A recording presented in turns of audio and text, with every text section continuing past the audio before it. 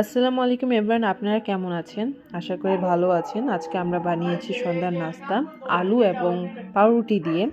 বাসায় কিছু ছিল না, তো ভাবলাম আলু এবং পাউরুটি ছিল, তা দিয়ে আমরা কিছু একটা নতুন বানানোর চেষ্টা করি। পাউরুটি ভিজিয়ে নিয়েছি এবং আলু সিদ্ধ করে মুথে নিয়েছি এবং আলু ও পাউরুটিকে একসাথে দিয়ে দিলাম। কর্নফ্লাওয়ার দিয়ে দিয়েছি 2 চামচ, গোলমরিচের গুঁড়া এবং চিলি ফ্লেক্স দিয়ে দিয়েছি, জিরা গুঁড়া এবং ঘরে বানানো মশলা, ধনিয়া গুঁড়া এবং অরগানো পাউডার, আদা বাটা, ধনিয়া কুচি, পেঁয়াজ কুচি, এগুলোকে একসাথে মিক্স করে নেব।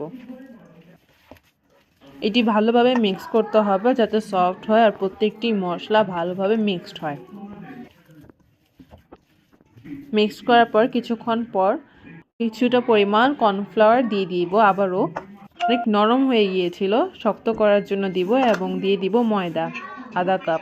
এবং আগেই আমরা তেল গরম করে রাখবো এবং চামচ দিয়ে, এই ছোট্ট একটি চামচ দিয়ে মাপ মতো নিয়ে নিব, তাহলে বেশি কম ছোট বড় হবে না। এরকম চামচ সবার বাসায় থাকে, এগুলো মশলাতে পাওয়া যায় সাধারণত, সবাই এরকম চামচ দিয়ে করতে পারে।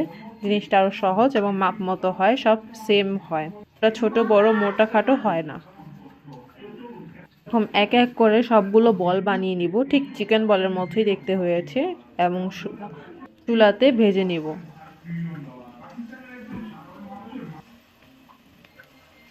এক এক করে দিয়ে দিয়েছি গরম তেলের মধ্যে সবগুলো বল।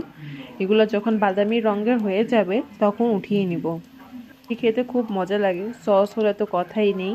এরা বাসায় যখন কিছু না থাকবে তখন ঝটপট এই রেসিপিটি বানিয়ে নিতে পারেন।